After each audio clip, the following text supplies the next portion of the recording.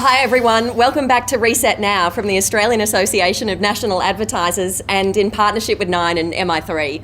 My name is Liana Dubois, Nine's Director of Powered, our Marketing Solutions Division for Brands, and I'm joined by the Executive Editor of MI3, Paul McIntyre.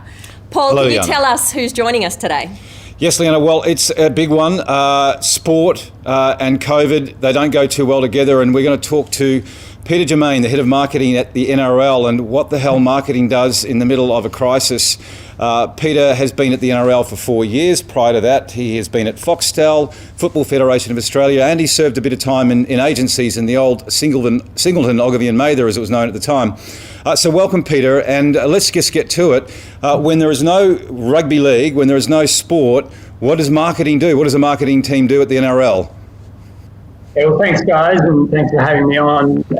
It's it won't surprise many people, I guess, that for our sport and I guess many sports around Australia, the impact of COVID, was very significant. I mean, there we were really in February, off the back of a very successful All-Stars and gearing up for the start of the season, and then really from round one, we had the sort of shadow of COVID looming over us, and the shutdown sort of happened soon thereafter. So, we really had to, I guess, reframe what we needed to do as a business and a marketing function. Fans obviously, engage heavily with our live match content, but also, we have a lot of commercial partners who, rely on our live match content to kind of connect their brands with our fans as well. And then there's also the grassroots side of things as well. I mean, our grassroots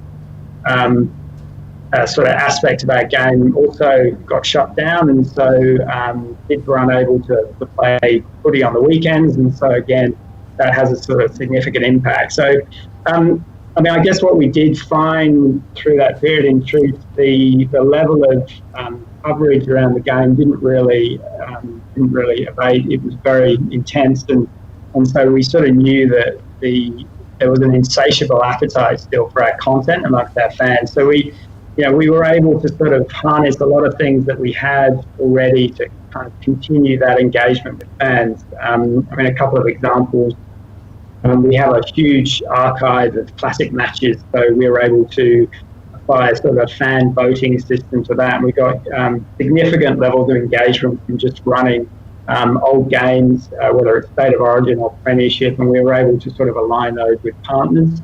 Our players were unfortunately at home, and they had a bit of time on their hands, so we were able to work with them to create additional content, and we had them doing all sorts of things like skills and drills. We had them doing home renovations. We had them talking about mental health challenges that they were facing, to sort of help through that.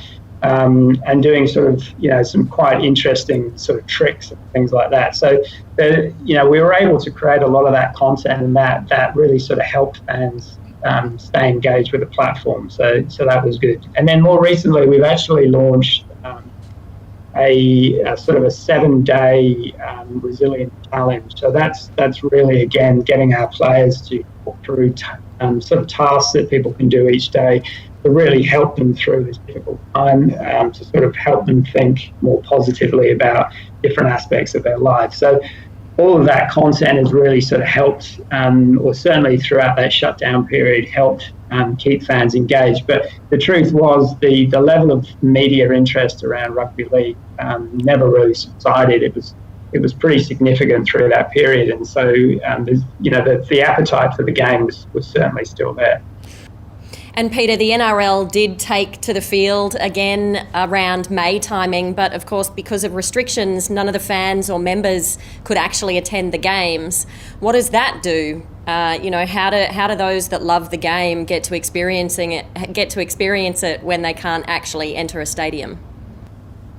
Yeah, look, certainly a challenge, but I think if there's one thing that COVID reinforced for us, it's really the sort of social and economic value of sport. And, rugby league in its pure form is entertainment, it's unscripted, it's unpredictable, and there's few occasions really in the entertainment landscape that is sort of dominated by on-demand content where you've got millions of people simultaneously engaged for 80 minutes or so without knowing the outcome. And live sport is unique in that respect. So I think, clearly through that period where fans were binging on scripted drama through their preferred platform, it created a very significant pent-up demand for our live game. And so when we got back in March, we had great TV ratings, record TV ratings, I think, and that was really good. But clearly, having no fans in the stands was a challenge for us. So we had to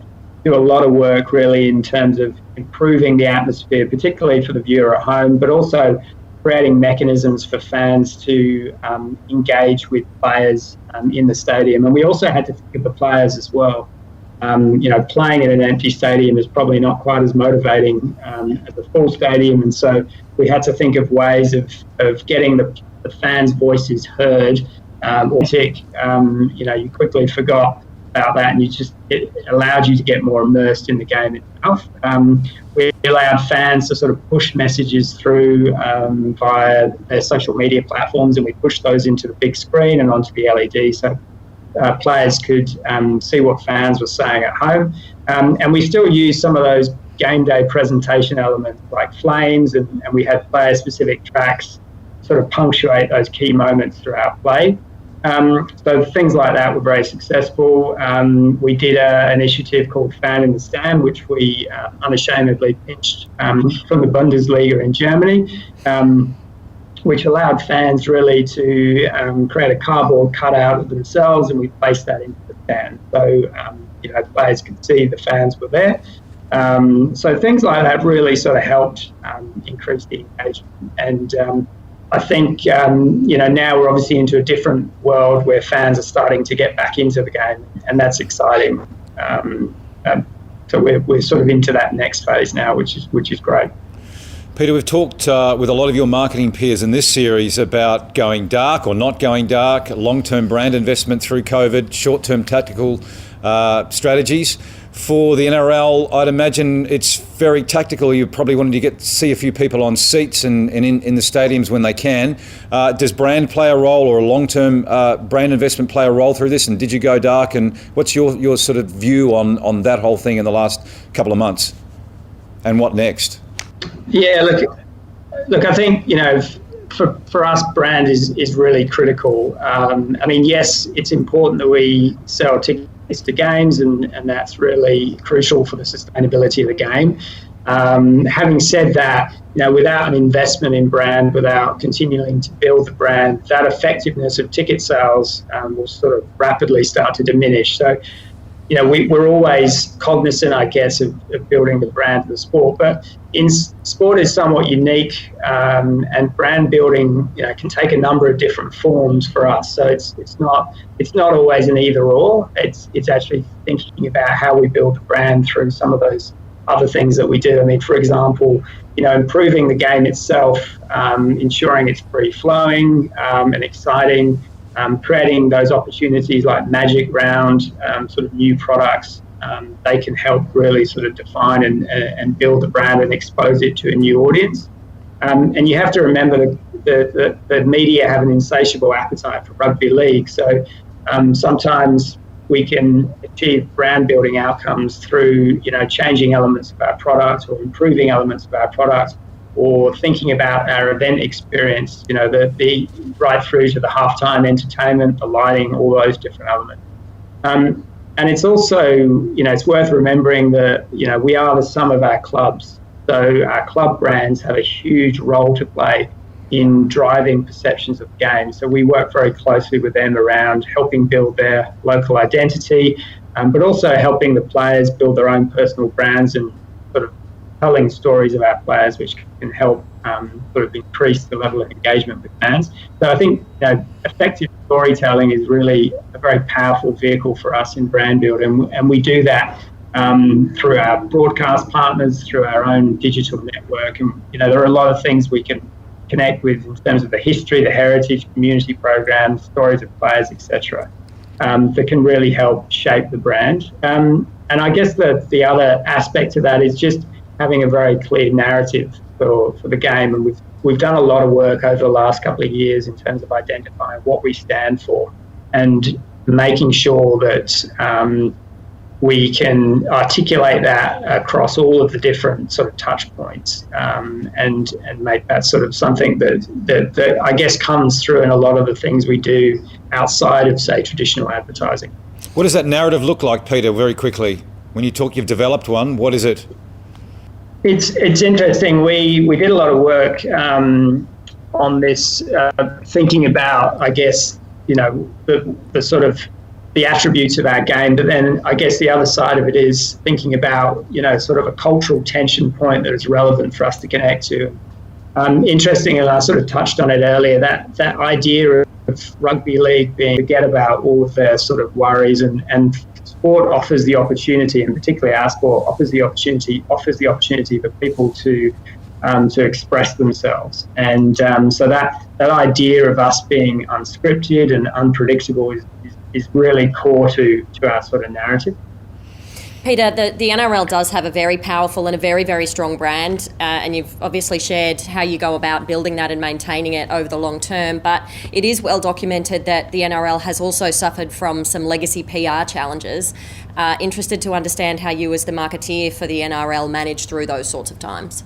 Yeah, I mean, it's probably worth sort of touching briefly on the sort of player behaviour issue. I mean, we're responsible for the integrity of 500 players, and, as a game, we have invested a huge amount of money in education, training and welfare. And I think to some extent the headlines don't actually reflect that it's, we're talking about a very sort of relatively small number of incidents. And we always sort of say with these things, judge us on how we deal with the issue, not the incident itself. And so, we do have zero tolerance, and we consider every matter on its facts. And typically the action of the game has been tougher than what courts have given on these matters. But players do have a responsibility to protect the reputation of the game. And so if they bring it into disrepute, they'll sort of face tough penalties, I guess.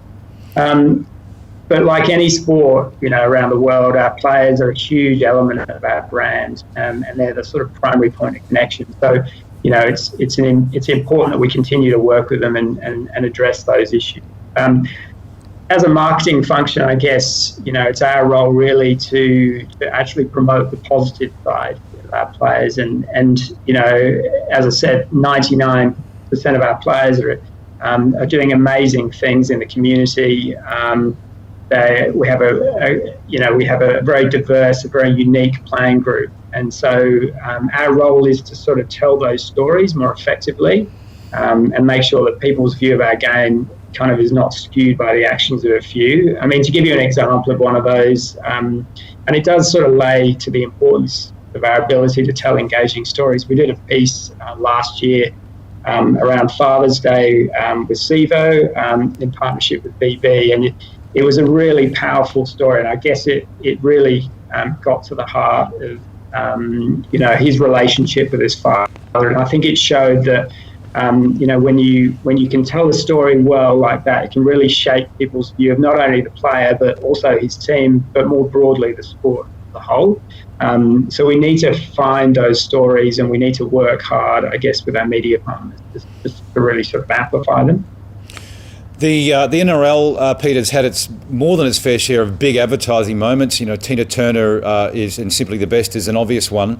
As we come through this, your collaboration with movie houses, how important is that? And are we likely to see, is the timing right, or when is the timing right for another Tina Turner moment? Is that going to come?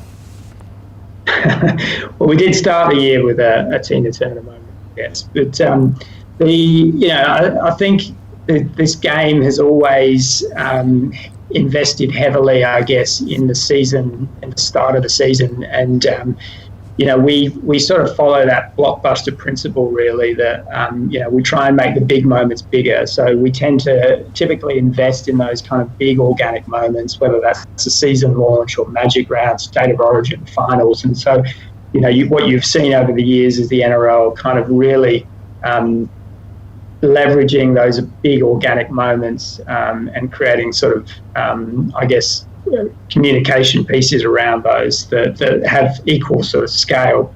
The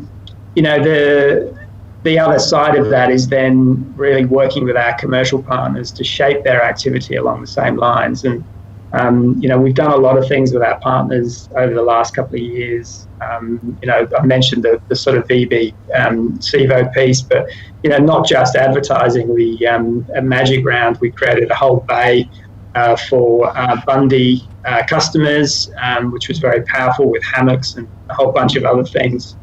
Things that have some inherent PR value, but are also great for the event experience. The Telstra Tracker is another great initiative, a technology initiative which allowed fans to really get close to some of the data points around a game. And there's a lot of examples of those kind of things. So it's the more and more we are working closely with our partners, not only to sort of drive their business goals, but also find opportunities for them to create these big moments across the game that sort of anchor into those existing tentpole moments throughout the season. There is the next 6 to 12 months to look at. We're seeing perhaps, hopefully, some semblance of people getting comfortable. Things are normalising a touch. Exceptions, Victoria, and things that we've seen in recent weeks. What is the focus for you in the next 6 months as we expect things to level out a little bit? And I'm particularly interested in the way that young people, the younger segments, are consuming and tapping into the code, and your thoughts around that. Yeah, sure. I mean, look, it's going to be interesting. We're obviously expecting crowds back, sort of August 1 or sort of significant numbers of crowds. So that's really encouraging.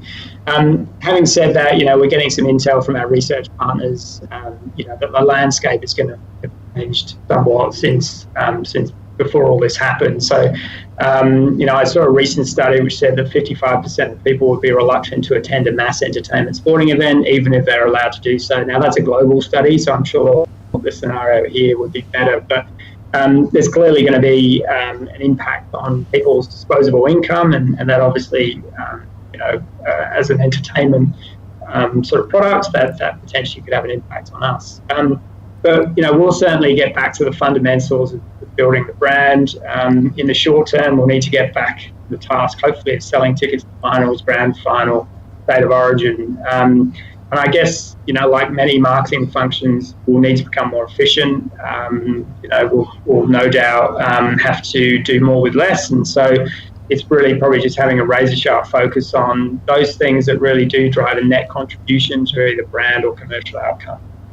In the past, we've done a few things without having a clear sense of their impact. So we need to probably get stronger data and research to track what actually moves the dial and be really clear around our areas of focus. But I mean, I guess, the next 6 months for us is probably a number of key things. One would be, certainly improving our efficiency and effectiveness in driving ticket sales for major events. Continuing to invest in the experience and brand of our major events, whether that's Magic Round, State of Origin, etc.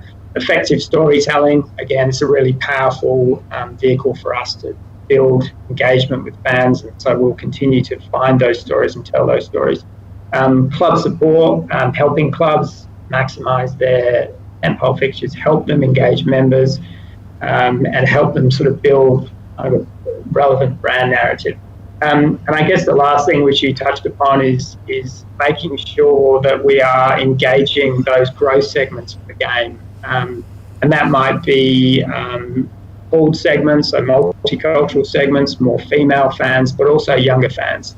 And younger fans are, they're certainly engaged with the game, but they probably consume the game in a slightly different way. They probably have less of an appetite for long-form content. They're more interested in shorter-form content to some extent. So we have to make sure that we're sort of servicing them. And they're certainly far more connected to players and athletes, which is a positive because we have a great playing group, but also we need younger fans to connect with their clubs as well. So we've got to try and navigate that aspect as well. Just to be really clear on that, they are short form. They're not watching the full game. Is that what you're saying is the issue with younger segments? They're wanting snacking content?